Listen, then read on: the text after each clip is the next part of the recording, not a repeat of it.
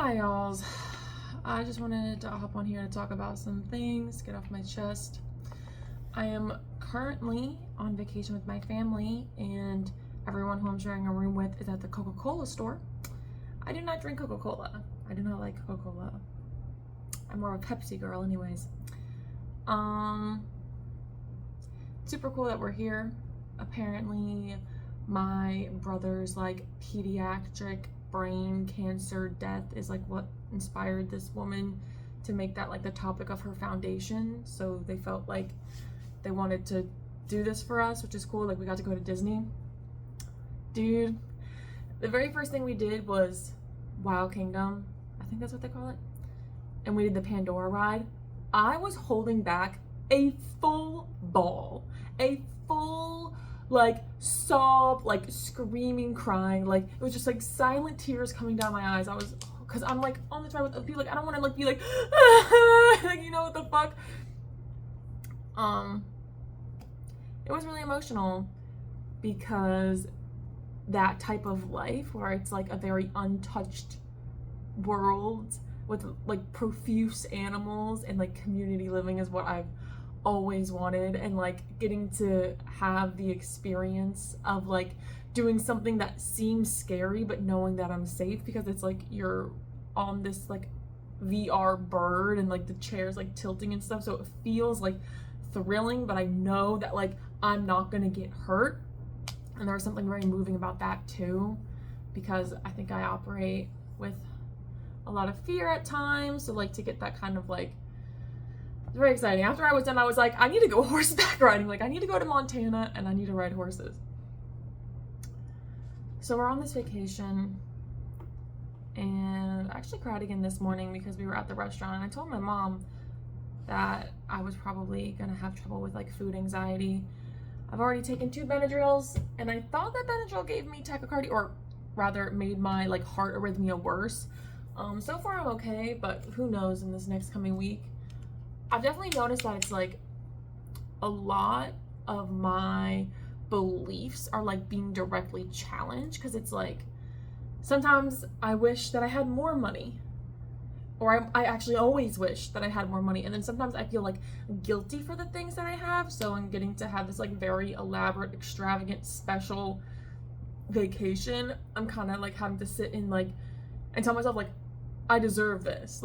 This is okay for me to have. There's nothing wrong about having this. I can enjoy it. It can be mine. I can have fun and whatever.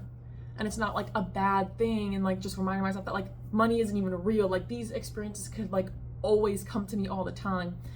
And reaffirming for myself that people want to give me what I want. But I was crying in the diner because it's just so overwhelming to look at a menu full of food that most of it I choose not to eat so that I avoid certain unpleasant physical allergic reactions.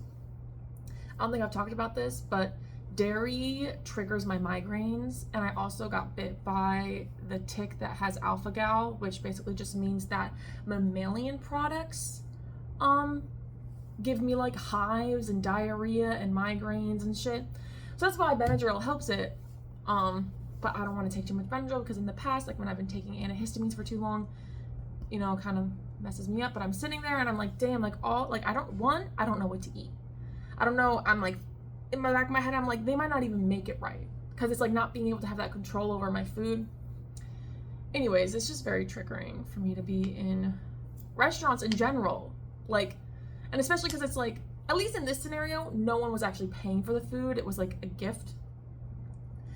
But when I have to go to a restaurant, buy food, I'm why the hell am I spending money on food that isn't even that good or isn't even that special? Because I'm so used to being able to get French toast and ice cream and cinnamon roll this and bacon that and whatever. And so it's kind of aggravating because I do good for myself when I'm by myself. I have my things that I stick to. I can make myself gluten-free, dairy-free waffles, all this stuff, but obviously they don't have those types of options in most places. I keep saying obviously. Gluten-free and dairy-free and vegan options are becoming more and more available, so I do feel I kind of have like I was born in the right era, so to speak, even though I would much rather, I've always dreamed of like being born like pre-colonization, like in the United, like on Turtle Island pre-colonization. I feel like I talked about that a little bit too in my like anti-white programming video, but that's not the point. I cried again this morning, and I was like crying. It's been a lot. It's been a lot.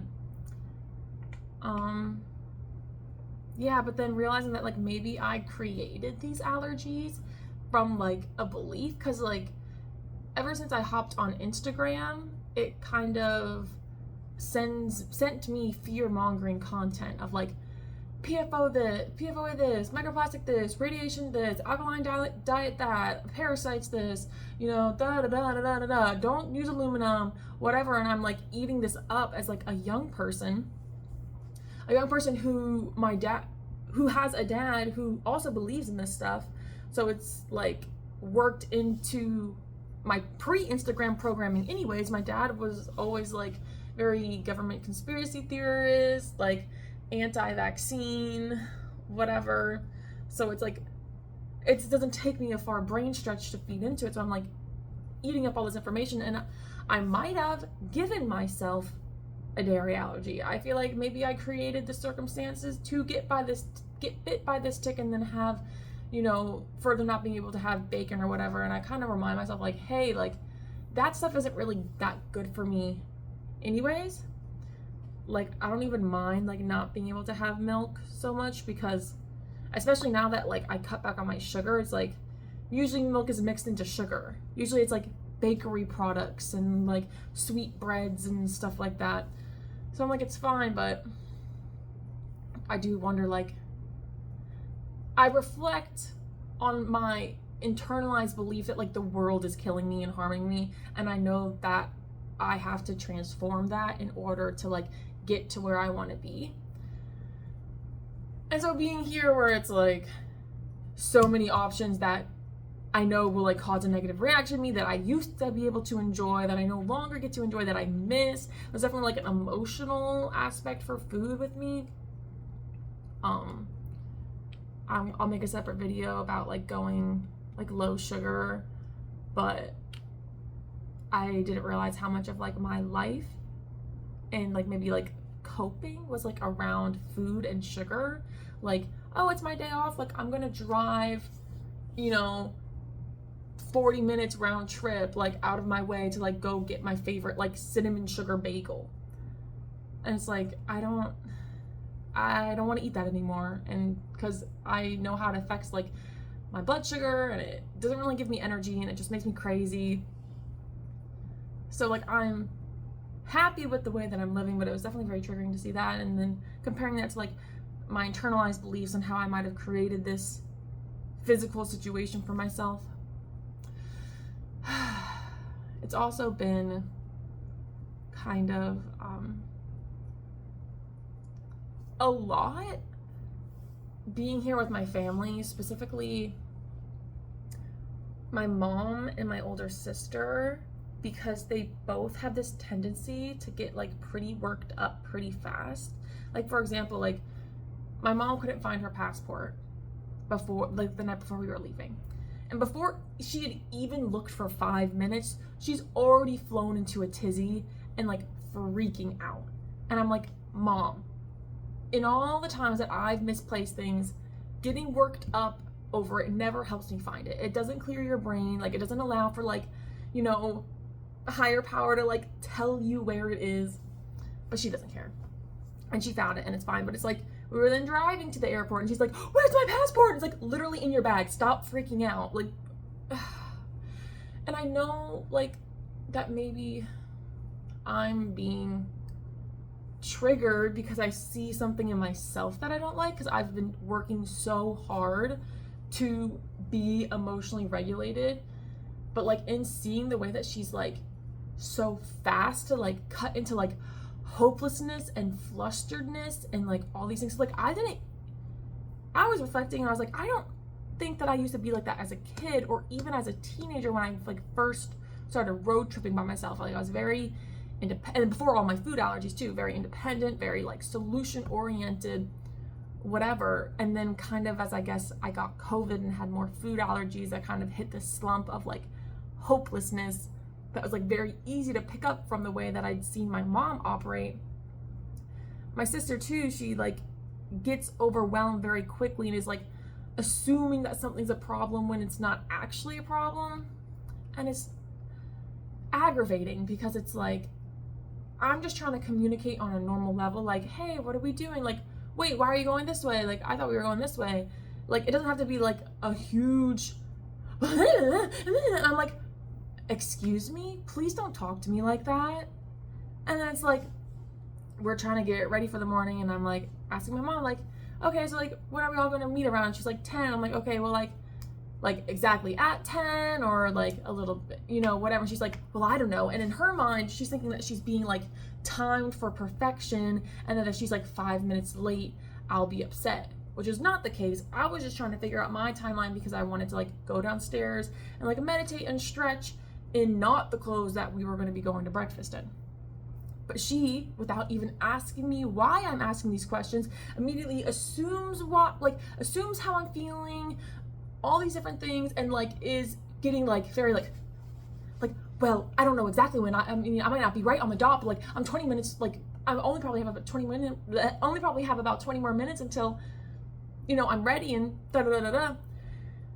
And I realized that like, in me trying to ask these questions about time, it's because I'm trying to mitigate the amount of stress put on either me or other people by the possibility of me not being ready when everyone else is ready. And so maybe that's where the inference came, where she was like, oh, will you be upset if I'm not ready? It's like, we're literally on vacation, dude. Like, why are you freaking out all the time? All the time. And it's like, I can't even like, it makes it harder to connect with these people when it's like little things and just trying to like have basic communication. And I personally feel like my tone is pretty like chill and like, oh, like what about this? And I don't think that, and da da da da da. Like, I don't know. I feel like I'm being calm and collected, especially because it's like when I notice I'm getting worked up, it's like I can't feed into that. Like, I'm literally asking, like, are you okay? Like, I keep on having to ask people, like, are you good? Like, are you, like, and then they just explain, like, why they're stressed or triggered or whatever. I'm like, dude, it's, like, not that deep. And it's funny because I realize, like, I'm being triggered by whatever's triggering them. Like, I'm triggered that I'm triggering them, or that they're triggered to begin with, because it's, like, I just want to have a good time, and obviously them not having a good time doesn't have to interfere with me having a good time. But it makes me pretty sad to like not be able to get like that type of family fun, because it seems like little things are like setting people off. And it's like, literally, like almost everything for here is paid. Like, everyone's chilling, everyone's having a good time. Like, why? Just why? Why is everyone stressing the fuck out? Like, why is like me and my little brother roughhousing stressing you out? Like, who cares? Who cares? Oh my God. I'm really upset about this. And I keep on trying to like relate to people, like, why are they freaking out? And then like my sibling gives me nothing back, which is fair because maybe I'm creating like more drama by like pointing it out at all. But it's like, I do want to bring attention to it so that it can be resolved, but I guess it's something that I can't resolve. It's not my problem. It's somebody else getting triggered, and like I can't control somebody else's stress level. But it is disappointing. I'm disappointed that it's harder to connect with my family, specifically my mom, because of her emotions. I like had a pretty bad dream the other night where it was her and it wasn't her, and she/not she had like slapped me in the face with like either like fake money or a plastic bag or something, and I was like, did you do that on purpose? And she/not she, because the person kept on changing, was like, yeah, I did do it on purpose. And I got so worked up that I was like sending her like multiple videos about like every single problem I've ever had with her. about like the way that she parents and she talks and like this and that. And when I woke up from the dream, I kind of just had this realization that if I want to connect with my mom emotionally, I'll just have to read her Facebook posts, because that's where she puts that stuff and she does not talk to us about it. I don't know why she doesn't, but I guess that'll just have to be the way.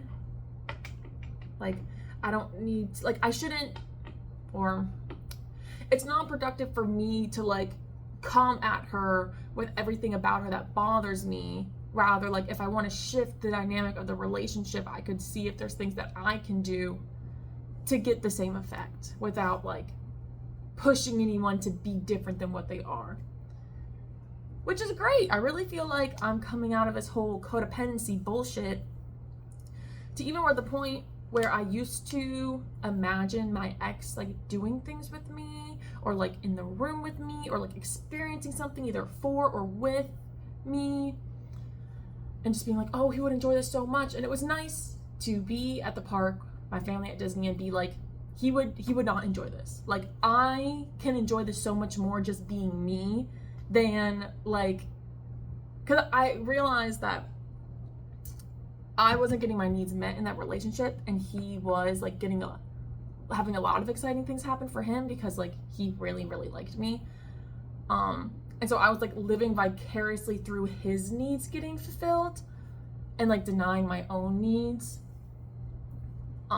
because I like couldn't identify them, or I had really weak boundaries or no boundaries at all, and was like becoming codependent, trying to get him to change and all that stuff. So it's nice to like finally like truly like how it was with my first boyfriend, where it's like I could have you here or I could have you gone. Like it's not going to affect me too much. There might be times when I miss that person and I like just miss them, but I feel like I'm getting out of that space where it's like I really wish someone was here with me because they would make this better, or like that's how I'm imagining it, and getting more into like I can only enjoy things through myself, and thus like I'm already like enjoyment maxing this situation like by being here, like, and like appreciating my own enjoyment and my own fun, instead of like I said, like living through somebody else's enjoyment or fun.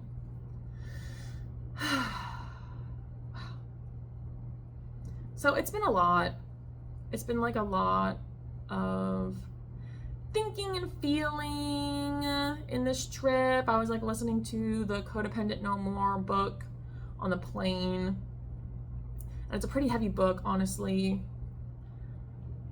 but I was just kind of reflecting, being like, damn, maybe my parents weren't as perfect as my dad told me they were. And that isn't to be confused with that I think my parents are bad parents, or that they didn't do their best, or that I'm not aware of my insane amount of privilege and like blessings. Like that's never gonna like leave me. Like I understand that like my life was very blessed and privileged and still is, but I think like growing up homeschooled and then having my dad be like essentially like telling us we are the best parents to ever exist because we do XYZ. Like, oh, I snuggle you every night for 5 minutes. Like, I know that's so important for development, and like basically like insinuating that like that makes him like a superior parent. Which is like, yeah, that's great that you're like making active effort to like connect with your kid at night every night. Probably should be happening anyways, and that probably shouldn't substitute for like emotional maturity though. Like living in that way, you have such like all of my ideas about emotional intelligence when you're growing up are based around how your parents act. And so I'm like, oh, like I'm living in accordance with like these people's values, and like I'm getting my needs met, so like this must be perfect. And like the older I've gotten, the more I've been like, my parents, it's crazy because I see like people my age with kids, especially at Disney, and I'm like, oh my god, this is crazy. Like you are just a child just like me, and you're out here like raising other children, and I like doubt you've resolved any of your trauma or any of your issues, and now you're gonna pass it down to your kids because like you literally just don't care. I'm not saying that they won't be good parents, but it's just crazy to think that like we're so isolated from the community and these people who are like most people don't go to therapy. Most people don't think how I like. Is that wrong to say that most people don't think how I think? I think it's rare to find people that think as critically, analytically, deeply, and like make an active point to like improve their lives in the way that I do. And maybe that's like biased because I'm living in my body, but not to say that people don't do the things to make their lives better with whatever's in accordance to them. But I think when it comes to raising children, wow, this video is going in so many different directions. I think when it comes to raising children, emotional maturity is really, and emotional regulation skills are really important. And like most people are just like bent to the will of their vices, or like they have their routine and they stick with it. I'm not saying they're bad people. I'm not saying that is wrong. It's just crazy to think that like, oh my God, I was like a baby being raised by babies. Like we're just fucking babies over here, especially because when you have that isolation from the community, you don't have like the grandmothers and the aunts and the uncles and the cousins like all around there to like also give input. And like the more different ways you see to live as a child, like you'll gravitate towards, I feel like, what's like naturally for you. But like being homeschooled, I had like very little social connection. Some on Tuesdays, once a week on Tuesdays. And then as I got a little bit older, I went to dance class. But just thinking about the way that like I kind of like sought freedom and connection through the internet because I didn't get it or was allowed to have it like in real life. And just like reflecting, being like, damn, like maybe like sexting people like in high school and like sending nudes and then getting to 18 and like sending nudes for money like isn't indicative of like being raised well. You know, like maybe being like a chronic oversharer online isn't indicative of being raised well. Like of course there's like personality traits, and like my family's kind of like big and loud. They don't necessarily share like private details though with like strangers online, and I think that was like my way of trying to like connect with people. And it's like I feel like I'm only now beginning to understand the importance of privacy, because I've been such a chronic oversharer my whole life, because I've just been very like, this is me and like take it or leave it. But now I'm kind of like, not everyone needs to know everything. And I think I'm slowly starting to understand maybe why. And it's probably because like I was not like raised with other kids. Like I had my siblings, I had my parents, and I had like one neighborhood best friend. So like thank God for her. Shout out, you know who you are.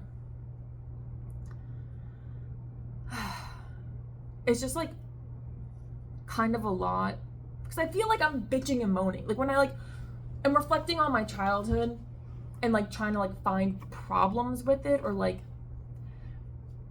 when they're like these revelations are coming to me like, oh, maybe like this behavior came from being raised this way, and like I said, like maybe like oversharing and like sexting people online for like attention like isn't indicative of like actually getting your needs fulfilled as like a developing teenager. Like maybe having like two emotionally erratic parents, you know, you do the best that you can, and it's like, I guess maybe not separate, but maybe like the privilege is separate from like the way that your parents are. Because like I did see this in one comedy skit, or no, I think it was a drag queen. I don't know if it was Trixie, but just saying like, oh, like it was Jinx Monsoon being like, yeah, we were poor as fuck, but like we always hung out together. And then I talked to these rich kids, and like the psychological issues are so deep. And I'm not saying I have deep psychological issues or that I'm rich, but that I guess like privilege doesn't protect you from emotionally unregulated parents. I don't know. My parents really do the best that they can, and I know that like you would do better if you know better. And it is frustrating to see like my parents, especially my mom, getting older but staying the same or becoming worse. And it's like I'm trying so hard actively to like not freak out at people and like set good boundaries and like be like a clear communicator, like when people are like getting upset.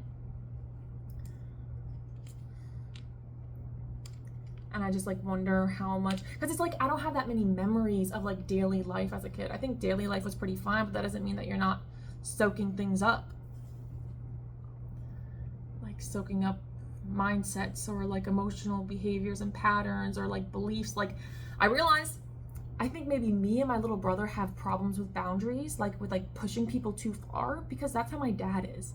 Like he would push people too far verbally and physically. Like we were tickled a lot as kids too, where this is kind of vulnerable, but like sometimes I'll have tickling nightmares where it's like and it hurts, like being tickled and it hurts, you know? Like my dad's the kind of person, especially when we were younger, to push something if someone's having fun. And I think that's harmed my relationships because I come across as like very immature, because like I don't think my dad taught me consent. So then I'm like learning now that like consent is important, and that like if someone says stop, don't just keep doing it. Cause like Rocco, like I'll pick at his things and he says stop, and now I just stop immediately. To be fair, I do go back and do it each time, but every time he says don't do that, I stop. And that's something that I wouldn't have done when I was younger, like in high school. Like I would have like kept pushing and trying to peel his scabs off, which is like rude and like teaches you, like that's a horrible like behavior to pick up on, that like you can just push people when like they don't want something done to them if it's done in like a semi-joking way. Like what? What the fuck? Like it's okay to make fun of people if like everyone's laughing. I like remember learning about bullying in health class, and I was like, holy fuck, am I bullying my friends? And if you'd ask them, they might say no. But I remember my best friend in high school, my best male friend in high school, telling him like, I'm so sorry. And then I think I continued to do it anyways, because I didn't really understand or have like the frontal lobe capacity, especially when it's like I'm not getting taught that behavior at home. But my whole life, like I've like me and Rocco, my little brother, maybe I shouldn't name drop. Me and my little brother will like be wrestling and fighting, and like yeah, I've had a tendency to like take it too far or like bother people with the way that we're doing it. And maybe my little brother, he doesn't particularly mind, but I think we're very similar in that way. We're like, we'll push people for fun in like in the name of playfulness. And it's just wild to be like, damn, my dad didn't demonstrate consent.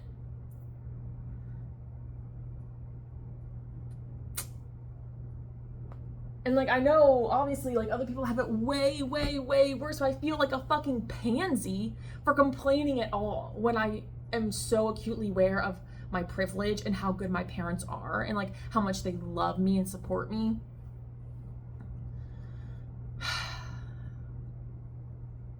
But I guess it is like kind of jarring to, throughout my college and young adult, mid-adult, whatever, young adult years, like come to terms with the fact that my parents weren't these like holy people that they either said that they were or promised that they were, or I was told that they were.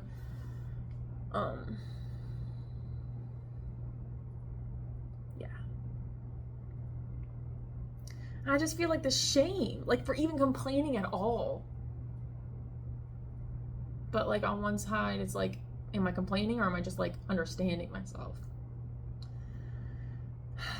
And I just feel like these new concepts and ideas like just keep coming up for me, where it's like, oh, you probably act this way because of this is what happened in your childhood, or you act this way because of this that happened, and you know, you were never taught this and you've had to learn it for yourself. And then coming back around and it's like my mom's still like tweaking at little shit. I'm like, oh my God, please get help, please, like we're on vacation, please chill the fuck out, chill out.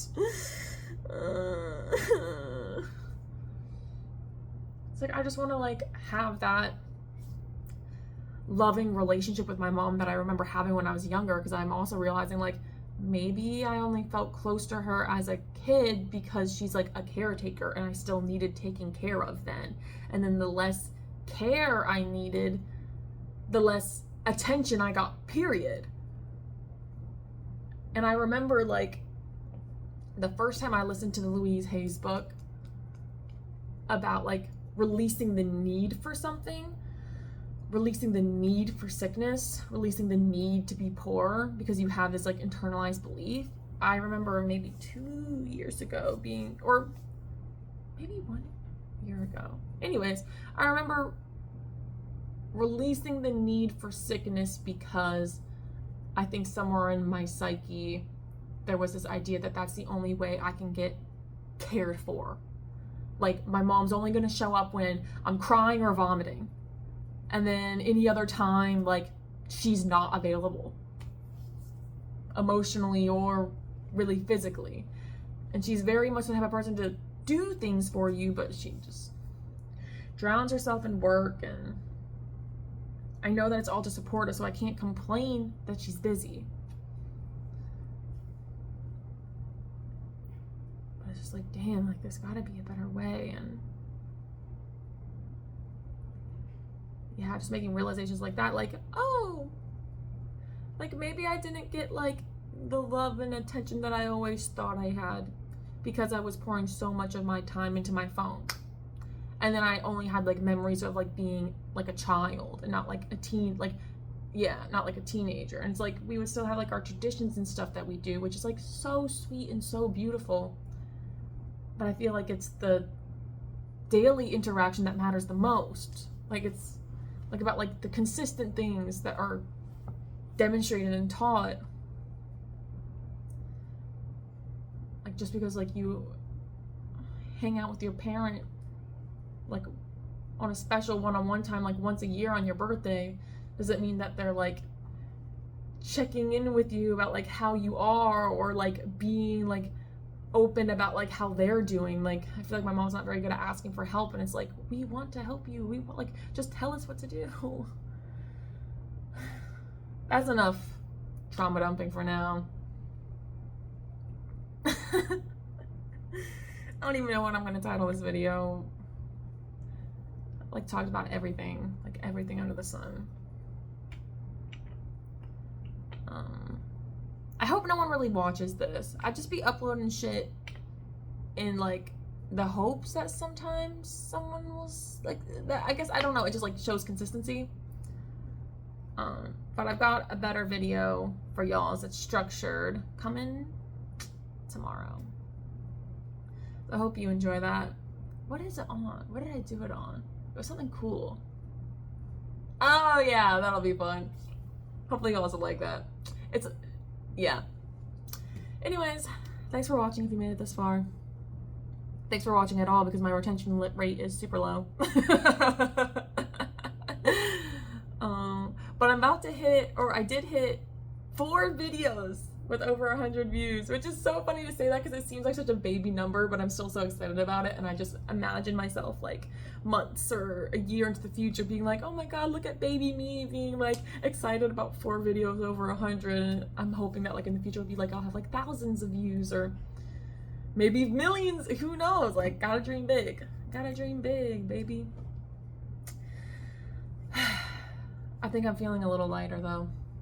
My fucking cyst on my tailbone is acting up and it's giving me Mexico flashbacks, and I'm not fucking with it. I'm not fucking with it at all. Also, I got to have super good aguachile last night and I was super excited about it. It was tuna aguachile. It was a tuna poke aguachile. And I like got the lines and I fucking drenched it in the line. Oh my god, it was so good. That really made me mix Mexico. I was like, where are the tostadas? Like, to fucking. And then the guy, he came in to do the TV, and I asked him, I'm like, and my siblings were in the room with me. I was like, you got a long night ahead of you? And he was just like, I don't speak a lot of English. Then we talked in Spanish for a little bit. And then my older sister, she's like, wow, like you speak Spanish. I'm like, yeah, I like speak.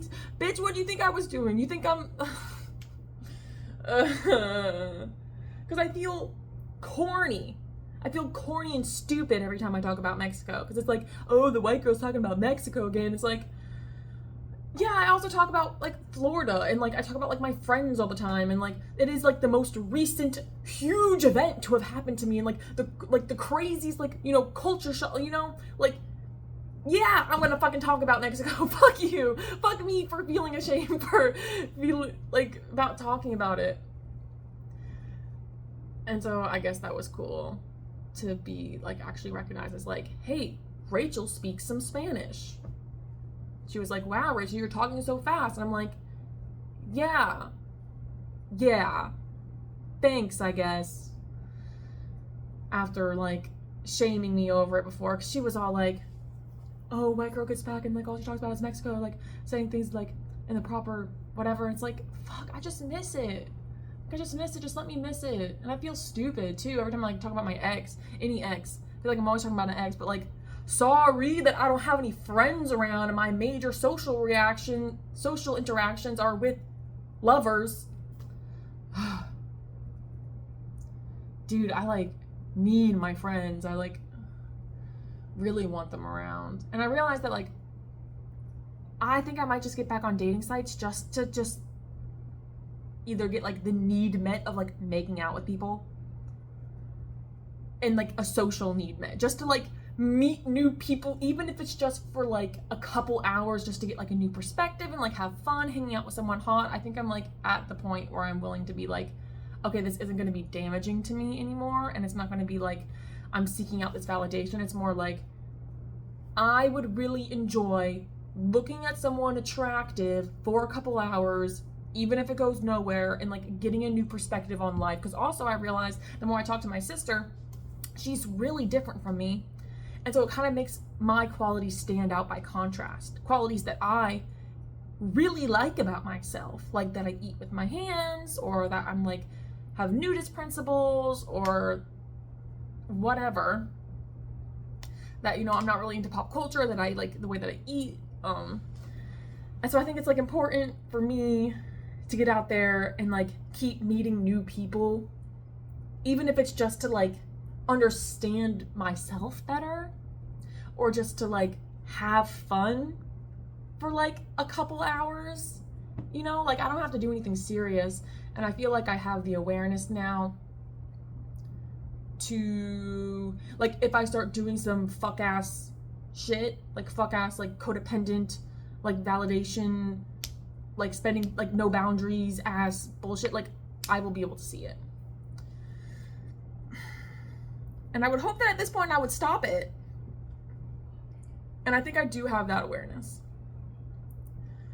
especially with the way that I've been handling what tomorrow's video is about. Hey. Okay, this is so long. I'm signing off. Thanks, y'alls.